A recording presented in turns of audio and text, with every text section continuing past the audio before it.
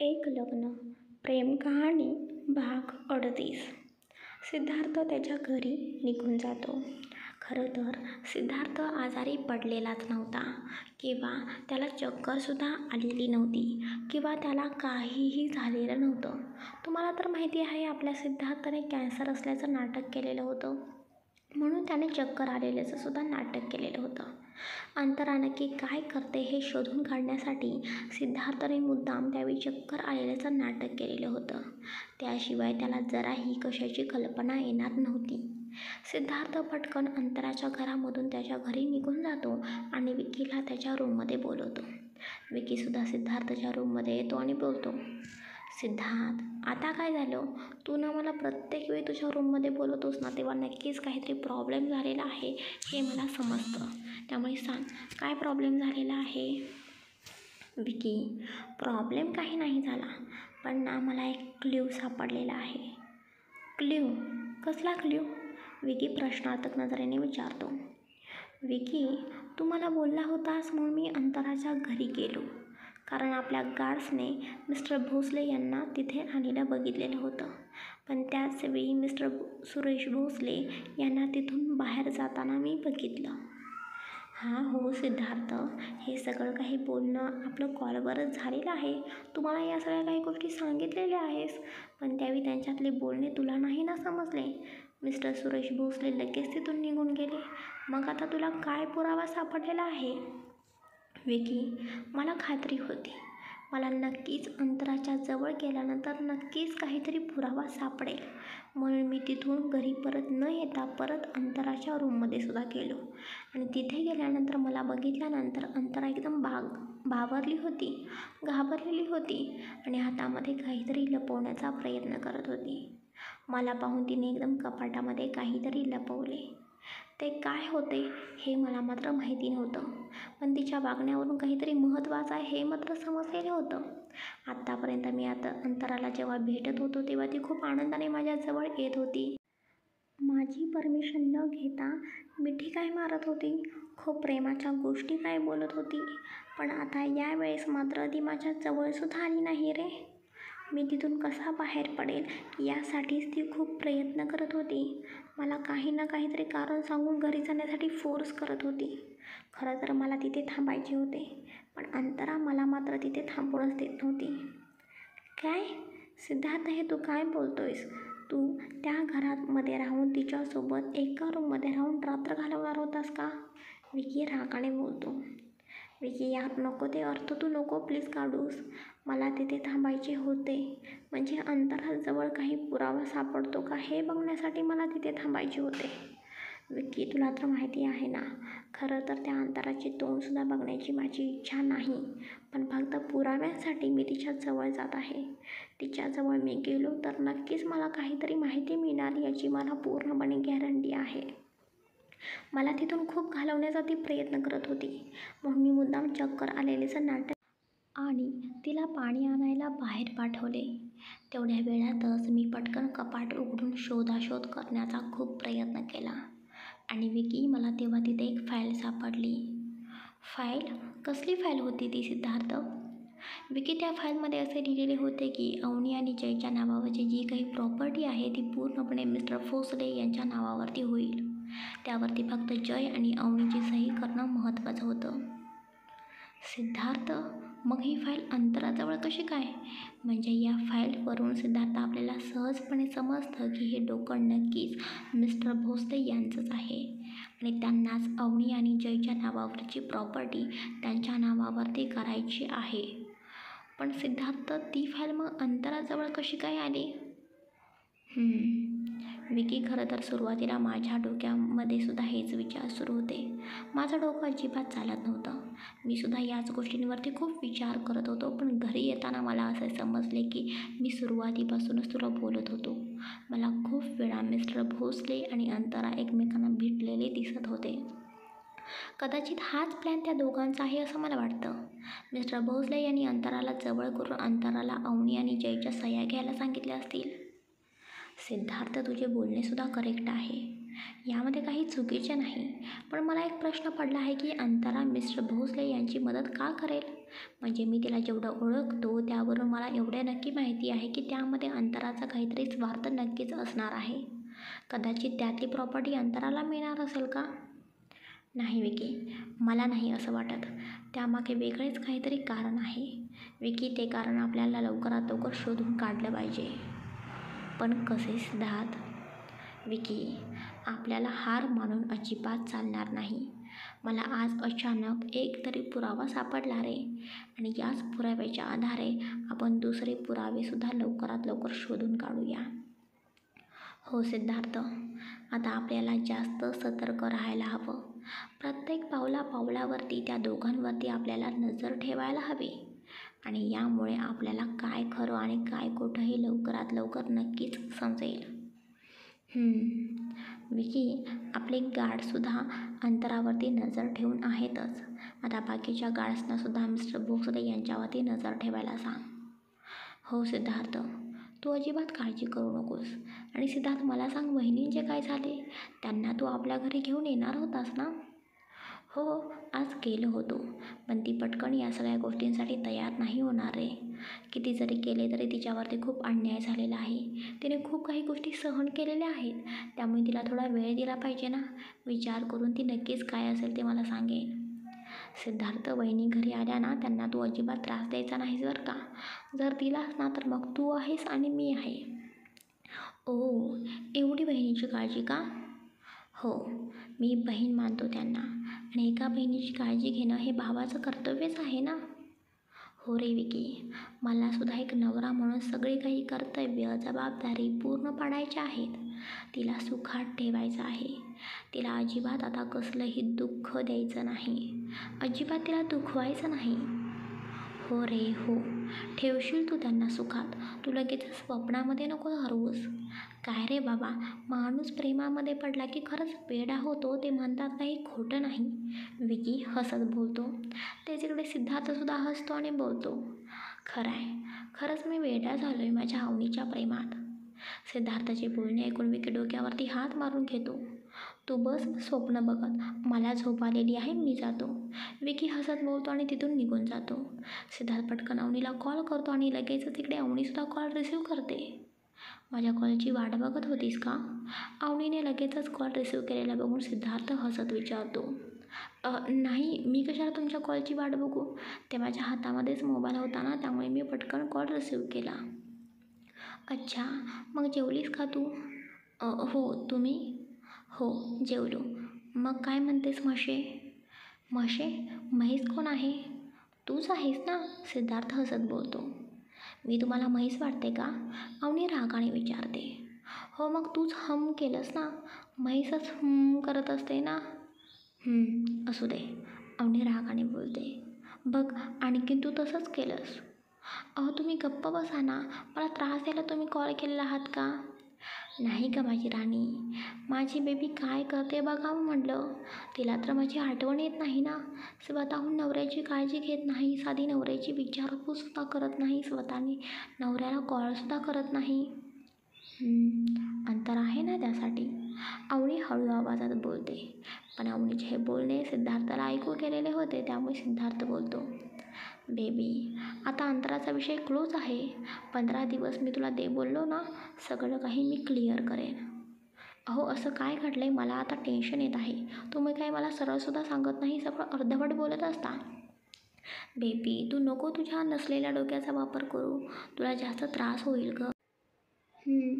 नाही करत, अवनी बोलून जाते. हां, सिद्धार्थसुद्धा हसत बोलतो. एक मिनिट, काय बोललात आता तुम्ही? म्हणजे मला डोकं नाही. आता मात्र सिद्धार्थ नक्की काय बोलला हे अवनीला समजते. असं बोललो का मी? सिद्धार्थ हसत विचारतो. हो, मी ऐकलं तुम्ही असेच बोललात. मला खरं बोलायची सवय आहे, मी खरंच बोलत होतो गं. म्हणजे तुम्हाला वाटतं की मला डोकं नाही? अवनी रागात बोलते. नाही गं अवनी, तुला खूप डोकं आहे, पण ना तू त्याचा थोडा वापर करत जा. सिद्धार्थ मुद्दामच अवनीची मस्करी करत बोलतो. तेच अवनी बोलते. म्हणजे आता तुला कसं सांगू? आता बघ, तुझे जे हक्क असतात ते मागून घ्यायला तू शिकत जा ना. उद्या कोणीही तुझ्या लाईफमध्ये येईल आणि तुला बोलेल की तुझा नवरा, तुझं घर मला दे. आणि तुझासुद्धा स्वभाव असा आहे की तू सगळं काही देऊन टाकशील. हा स्वभाव पहिल्यांदा तू बदल. समोरचा माणूस कसा आहे हे आधी ओळखायला शिक. लगेचच त्याच्यावरती विश्वास नको ठेवत जाऊ. अवनी आता स्वतःसाठी जगायला शिक. अवनी फक्त इतकंच बोलते. मग राणी सरकार कधी येत आहे घरी? इथे आपला बेड वाट बघत आहे तुमची. बेड? बेड का वाट बघतोय? अगं बेबी, आता बेडवर काय करतात विसरलीस का? बेबी, एवढ्यात तू म्हणाली विसरलीस? नवरा बायकोला टाईट हग करून झोपतो. इकडे सिद्धार्थाचे बोलणे ऐकून अवनीला हसू येत होतं. तिचा चेहरा ब्लश करत होता. मग सांग ना, कधी येशील? अहो, खूप उशीर झालेला आहे, ठेवा फोन. अवनी लाजतच फोन कट करू लागते. थांब थांब थांब बेबी, आय मिस यू. मशी झोप आता. Good night baby. Good night, bye. Avani लाजत बोलते आणि कॉल कट करते. दुसऱ्या दिवशी सकाळी अवनी उठून फ्रेश होते आणि नाईट ड्रेसवरतीच खाली हॉलमध्ये येते. अवनी फक्त फ्रेश झालेली होती. तिने अजूनही आंघोळ केलेली नव्हती. अवनी तशीच खाली आलेली होती. अचानक तिचे हॉलमध्ये लक्ष जाते. सोफ्यावरती बसलेल्या सिद्धार्थकडे ती बघते. सिद्धार्थ आणि जय मिळून नक्कीच काहीतरी बोलत होते. जयसोबत बोलता बोलता इकडे सिद्धार्थचे लक्षसुद्धा अवनीकडे जाते. तो सुद्धा अवनीकडे बघतच राहतो. कितीतरी दिवसातून तो अवनीला असं नाईट ड्रेसमध्ये बघत होता. तिचे ते केस थोडे विस्कटलेले होते. केसांची पोणी बांधलेली होती. अजून तिचे डोळे झोपेतच असल्यासारखे दिसत होते. अगदी एकदा क्यूट भावलीसारखी ती दिसत होती. सिद्धार्थ बोलता बोलता थांबल्यामुळे जयसुद्धा सिद्धार्थ ज्या दिशेला बघत आहे तिकडे बघतो आणि त्याच्या लक्षात येते की सिद्धार्थ कुठे बघत आहे. अवनी, उठलीस तू? ये ना, बस. जय बोलतो. नाही नको दादा, मी आवरून येते. सिद्धार्थला बघून अवनी परत तिच्या रूममध्ये जाऊ लागते. अवनी, परत आवर, थोडा वेळ बस. हे बघ, सिद्धार्थसुद्धा आलेला आहे. एक काम करतेस का? मला आणि सिद्धार्थसाठी पटकन कॉफी बनवशील का? दादा, अंजू बनवेल ना, नाहीतर काकू आहेत किचनमध्ये, त्या बनवतील ना. अवनी, प्लीज बनव ना गं. मला तुझ्याच हातची कॉफी आवडते माहिती आहे ना तुला. प्लीज बनव ना. जय फोर्स करत होता. खरं तर अवनीला कॉफी बनवायची नव्हती, कारण तिथे सिद्धार्थ होता. तिला पटकन तिच्या रूममध्ये जायचे होते. पण आता मात्र जयने तिला कॉफी बनवायला सांगितलेली होती आणि तीसुद्धा जास्त नाही म्हणू शकत नव्हती. तिचा सुद्धा नाईलाज झालेला होता. त्यामुळे अवनी काहीच न बोलता तशीच किचनमध्ये निघून जाते आणि कॉफी बनवू लागते. तिकडे सिद्धार्थ जयसोबत बोलण्यासाठी इथे आलेला होता. म्हणजेच त्याने जयला त्या पेपर्सबद्दल सगळं काही सांगितलेलं होतं. आणि त्यानंतर मात्र सिद्धार्थ आणि जय दोघेजण मिळून नक्कीच काहीतरी प्लॅनिंग करत होते. अवनी दोघांसाठी कॉफी बनवते आणि सिद्धार्थला आणि जयला कॉफी देऊन परत तिच्या रूममध्ये जाण्यासाठी निघते. अवनी, थांब ना, थोडा वेळ बस इथे. सिद्धार्थ आलेला आहे, त्याच्याशी बोल. नाही दादा, मी आवरते, उशीर झालेला आहे. अवनी एवढं बोलून तिच्या रूममध्ये जाऊ लागते. सिद्धार्थ जयला काहीतरी खुणवतो आणि तो सुद्धा अवनीच्या पाठीमागे तिच्या रूममध्ये जातो. अवनी रूमचा दरवाजा बंद करणार तेवढा सिद्धार्थसुद्धा रूममध्ये येतो. तुम्ही इथे काय करत आहात? तुम्ही प्लीज खाली जावा. उगीच तुम्ही इथे आलेलं बघून दादा नको ते अर्थ काढेल. नको ते अर्थ काढण्याचा संबंध कसा येतो अवनी? आपण कायद्याने नवरा बायको आहोत. एकाच रूममध्ये असणं हे साहजिकच आहे. यामध्ये नको ते अर्थ काढण्याचा काहीही संबंध येत नाही. त्यामुळे अवनी, तू उगीच जास्त टेन्शन घेऊ नकोस. सिद्धार्थ बोलत बोलतच बेडवरती जाऊन बसतो. ते सिद्धार्थला रूममध्ये आलेलं बघून अवनी बोलते. अहो, तुम्ही बाहेर जावा, मला आवरायचं आहे. हो मग आवर ना, मी कुठे मग तुला अडवलेलं आहे. तू तुझं काम कर, मी माझं काम करेन. सिद्धार्थ एकदम निवांतपणे बेडवरती दोन्ही पाठीमागे हात टेकवत बोलतो. अहो, तुम्हाला कसं समजत नाही? मला माझे आवरायचे आहे. प्लीज तुम्ही बाहेर जावा, नाहीतर माझ्या रूमच्या बाजूची रूम मोकळीच आहे, तुम्ही तिथे जाऊन बसू शकता. नाही अवनी, मला याच रूममध्ये बसायचे आहे आणि मी इथेच बसणार. ठीक आहे, तुम्ही इथे बसा, मी बाजूच्या रूममध्ये जाते. अवनी बाजूच्या रूममध्ये जाऊ लागते तेवढा सिद्धार्थ अवनीचा हात पकडतो. मी इथे तुझ्यासाठी आलेलो आहे आणि तू मला एकट्याला इथे या रूममध्ये सोडून बाजूच्या रूममध्ये चाललीस. अहो माझा हात सोडा, मला आवरायला उशीर होत आहे. मग आवर ना, मी कुठे अडवलेले आहे. अहो तुम्ही समजून घेण्याचा प्रयत्न करा ना, प्रत्येक वेळी स्वतःचेच का खरं करत असता. कारण मी तुझा नवरा आहे. मनाली आठवते का तुला. सिद्धार्थ हसत बोलतो. तेच इकडे मात्र अवनी काहीच बोलत नाही. तिला खूप कसं तरीच वाटत होतं. सांग ना बेबी, मनाली आठवते की तुला. अवनी फक्त इतकंच बोलते. गुड. मग मनालीमधले ते स्पेशल क्षण आठवतात का. सिद्धार्थ मुद्दामच अवनीला चिडवत बोलतो. आता मात्र सिद्धार्थचे बोलणे ऐकून अवनी लाजू लागते. तिला ते सगळे क्षण डोळ्यासमोर येऊ लागतात. बेबी बोल ना, आठवत आहे ना आपल्यामध्ये जे काही झालं ते. सिद्धार्थ हळूहळू अवनीच्या चेहऱ्यावरती त्याचे ओठ फिरवत होता. हो हो आठवत आहे. अवनी सिद्धार्थपासून लांब होत बोलते. आपण काय काय केले ते सगळे आठवत आहे ना. मग करूया का तेच. अहो मला आवरायचं आहे. अवनी सिद्धार्थला मध्येच अडवत बोलते. सिद्धार्थ अवनीला पाठीमागून मिठी मारतो. आवर, मी आहे इथेच. तो तिच्या गळ्यावरती ओठ टेकवत बोलतो. अहो का त्रास देत आहे. मी नाही, तू त्रास देतेस मला. एवढी सुंदर बायको समोर असल्यावर काय होणार माझं. वेडा होऊन जातो मी. हो बर, ते जाऊ दे. अवनी तू काय ठरवलेलं आहे सांग मला. येणार आहेस ना तू आपल्या घरी. सिद्धार्थचे बोलणे ऐकून अवनी थोडी नाराज होते आणि बोलते. अजून नाही मी काही ठरवलं. प्लीज यार अवनी, किती वेळ घेणार आहेस तू. ते तुझं घर आहे. आपण दोघं नवरा बायको आहोत. सगळेजण तिकडे तुझी खूप वाट बघत आहेत. प्लीज अवनी, लवकरात लवकर काहीतरी निर्णय घे. आणि अवनी आज संध्याकाळी आपल्या कंपनीची एक मोठी पार्टी ऑर्गनाईज केलेली आहे आणि सगळेजणच या पार्टीमध्ये येणार आहेत. आणि माझी अशी इच्छा आहे की तू सुद्धा या पार्टीला यावे. मग येशील ना त्या पार्टीला. बघू, मला पार्टी करायला अजिबात आवडत नाही. खूप मोठमोठे लोक आलेले असतात तिथे आणि मला या सगळ्या गोष्टींची अजिबात सवय नाही. अवनी, आता तू या सगळ्या गोष्टींची सवय करून घे. तू सिद्धार्थ देशमुखची बायको आहेस. यापुढे तुला अशा मोठमोठ्या पार्ट्या करायच्या आहेत. बघू, शक्य झाले तर येईन. बघू वगैरे काही नाही, मला तू पार्टीमध्ये हवी आहे समजलं. सिद्धार्थ अवनीच्या हातामध्ये काहीतरी देतो. तो एक मोठा बॉक्स होता. हे काय आहे. नंतर निवांत ओपन करून बघ आणि आज रात्री हेच घालून ये. ओके. आणि आज दिवसभर जो काही निर्णय घ्यायचा आहे तो घे. मला तू लवकरात लवकर आपल्या घरी हवी आहेस. सिद्धार्थ बोलतच अवनीच्या कपाळावरती किस करतो. बाय, टेक केअर, संध्याकाळी भेटू. एवढे बोलून सिद्धार्थ हसतच तिथून निघून जातो. अवनी एका क्षणासाठी सिद्धार्थकडे बघतच राहते. सिद्धार्थ गेल्यानंतर अवनी तो बॉक्स ओपन करून बघते तर एक सुंदर ब्लॅक कलरची नेटची साडी होती. ती साडी एवढी सुंदर होती की बघता क्षणी ती साडी अवनीला सुद्धा खूपच आवडलेली होती.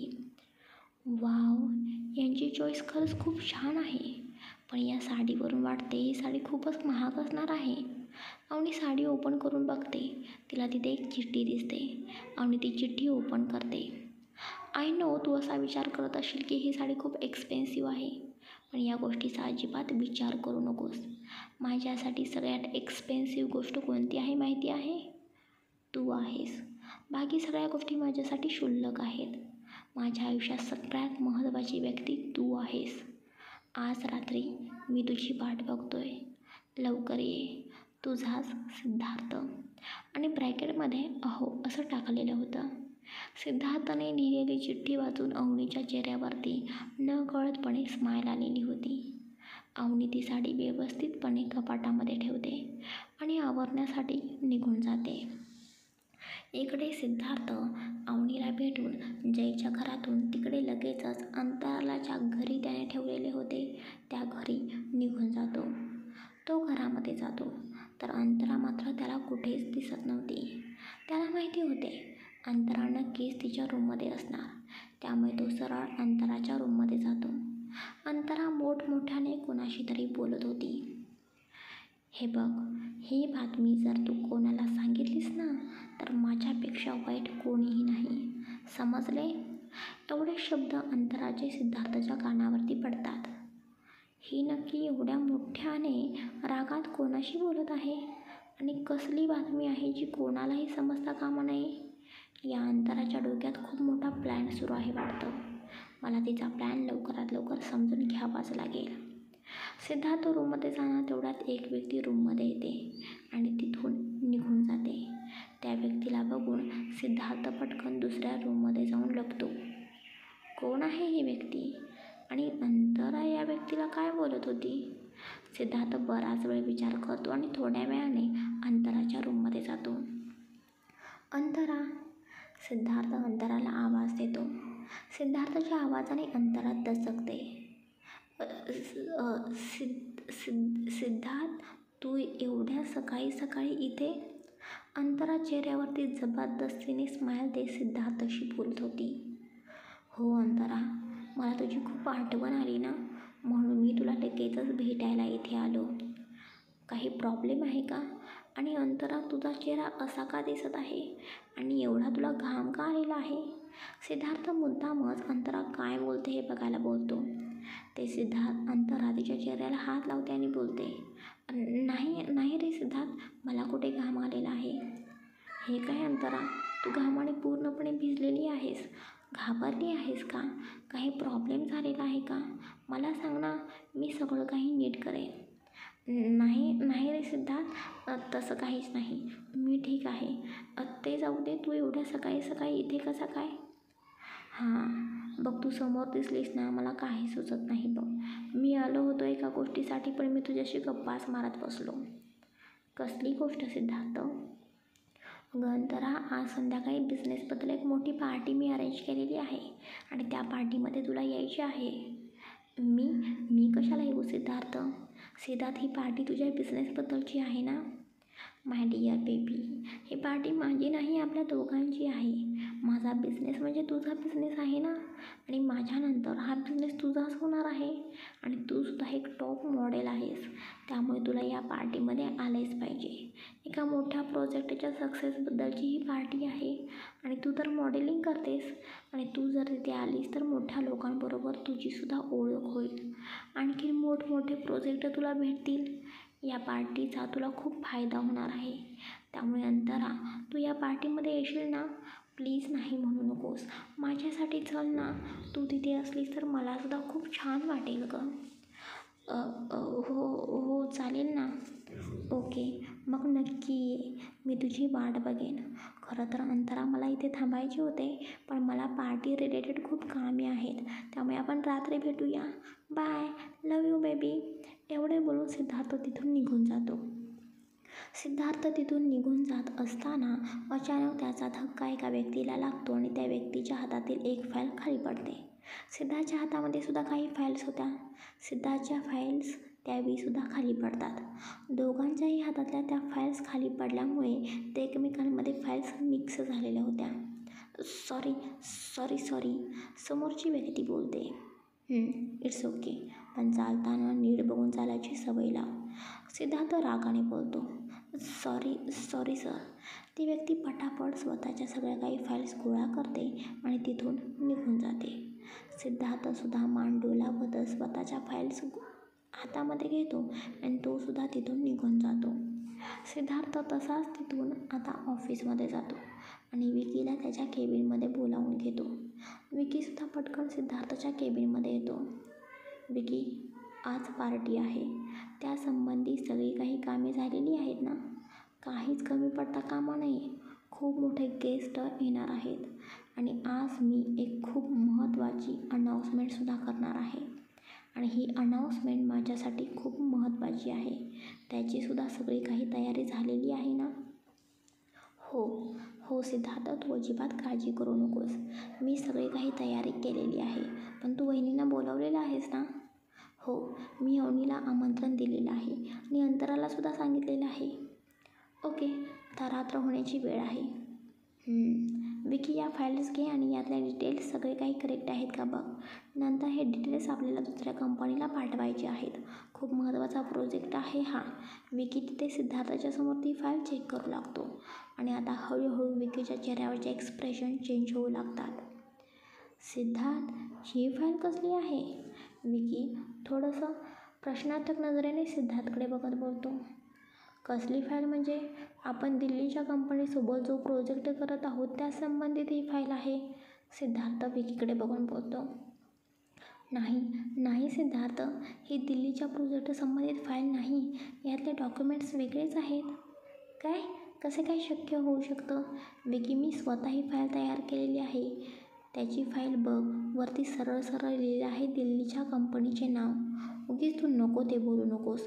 तू आधी सगळं काही जे काही आहे ते नीट चेक कर, नीट बघ. सिद्धार्थ, मी सगळं काही नीटच चेक केलेलं आहे. या फाईल्समध्ये काहीतरी वेगळंच लिहिलेलं आहे. काय असं लिहिलेलं आहे? सिद्धार्थ बोलतो. सिद्धार्थ, हे कसले तरी प्रॉपर्टीचे पेपर्स आहेत. प्रॉपर्टी? कसल्या प्रॉपर्टीचे पेपर्स? सिद्धार्थ, जय आणि वहिनींच्या नावावर जी प्रॉपर्टी अंतरा तिच्या नावावरती करत आहे हेच ते पेपर्स आहेत. काय? असं कसं होऊ शकते? सिद्धार्थ आश्चर्याने बोलतो. हो सिद्धार्थ, तू नीट चेक कर, हे बघ. बघू? सिद्धार्थ बोलतो आणि पटकन विकीच्या हातातून ती फाईल घेतो आणि नीट चेक करू लागतो. त्या फाईलमधले पेपर्स बघून सिद्धार्थला सुद्धा खूप मोठा आश्चर्याचा धक्का बसतो. कारण विकी बोलत होता तसेच ते पेपर्स होते. विकी, हे सगळं काही काय सुरू आहे? मी कालच अंतराच्या रूममध्ये जय आणि अवनीच्या नावावरची प्रॉपर्टी मिस्टर भोसले यांच्या नावावरती होणार असे पेपर्स बघितलेले होते आणि आज हे असे काही वेगळेच पेपर्स आहेत. हे नक्की काय सुरू आहे? सिद्धार्थ, एक गोष्ट तू मला सांग, हे सगळे पेपर्स तुझ्याजवळ कसे काय आले? विकी, मलाही माहिती नाही की हे पेपर्स माझ्याजवळ कसे काय आले. मी घरातून हे पेपर्स ऑफिसमध्येच घेऊन येण्यासाठी येत होतो. मध्येच मी जयकडे गेलो होतो आणि नंतर मी अंतराकडे गेलो होतो. मग सिद्धार्थ, हे पेपर्स? विकी बोलतच होता तेवढ्यात सिद्धार्थ बोलतो. एक मिनिट, हां आत्ता मला आठवले. विकी, ज्यावेळी मी अंतराच्या घरातून बाहेर पडत होतो तेव्हाच मला एका व्यक्तीचा धक्का लागला. त्या व्यक्तीच्या हातामध्ये सुद्धा फाईल्स होत्या आणि माझ्या हातामध्ये सुद्धा फाईल्स होत्या. दोघांच्या हातामध्ये फाईल्स खाली पडल्या आणि ती व्यक्ती खूप घाबरलेली होती. सॉरी बोलत त्या व्यक्तीने पटकन फाईल्स घेतल्या आणि तिथून निघून गेली. मी सुद्धा माझ्या फाईल्स गोळा केल्या आणि निघून आलो. कदाचित त्याच व्यक्तीच्या हातातल्या फाईल्स चुकून एक्सचेंज झालेल्या आहेत. सिद्धार्थ, यावरून तुला काही समजत आहे का? म्हणजे अंतरा जय आणि वहिनीच्या नावाची प्रॉपर्टी स्वतःच्या नावावरती करत आहे का? हो विकी, तू जो काही अंदाज काढलेला आहेस तो अगदी करेक्ट आहे. म्हणजे सिद्धार्थ, ही कोणी व्यक्ती होती ती नक्कीच अंतराला मदत करणारी असेल. कारण अंतरा असं सहजासहजी हे महत्त्वाचे पेपर्स त्या व्यक्तीच्या हातामध्ये का देईल? हो विकी, तू अगदी बरोबर बोलत आहेस. विकी, लवकरात लवकर त्या व्यक्तीला शोधून काढ. मला लवकरात लवकर त्या व्यक्तीला शोधून काढायचं आणि लवकरात लवकर ती व्यक्ती माझ्यासमोर तू उभी करायला हवीस. फक्त एका तासात ती व्यक्तीच आपल्याला सगळं काही सांगू शकते. कारण त्या व्यक्तीने परत त्या फाईल्स चेक केल्या, त्या व्यक्तीला हे पेपर्स नाही दिसले, तर ती व्यक्ती नक्कीच ह्या सगळ्या काही गोष्टी अंतराला सांगणार आणि अंतरालासुद्धा खूप मोठा डाऊट येणार आहे. अंतरासुद्धा खूप घाबरून जाणार आणि ती लवकरात लवकर तिचा पुढचा प्लॅनसुद्धा तयार करेल. त्यामुळे त्याआधीच आपल्याला आपलं काम सुरू करायला हवं. तू पटकन आपल्या माणसांना कामाला लाव. हो सिद्धार्थ, डोंट वरी. पुढच्या एका तासातच मी सगळ्या काही डिटेल्स शोधून काढतो. विकी बोलतो आणि विकी त्याच्या कामाला लागतो. चला गाईज, आजचा हा भाग कसा वाटला नक्की भरभरून कमेंट्स करून सांगा. पुढचा भाग आज संध्याकाळीच येणार आहे. बघूया आता सिद्धार्थच्या हाती आणखीन काही पुरावे लागतात का आणि या अंतराचं सत्य बाहेर पडतं का?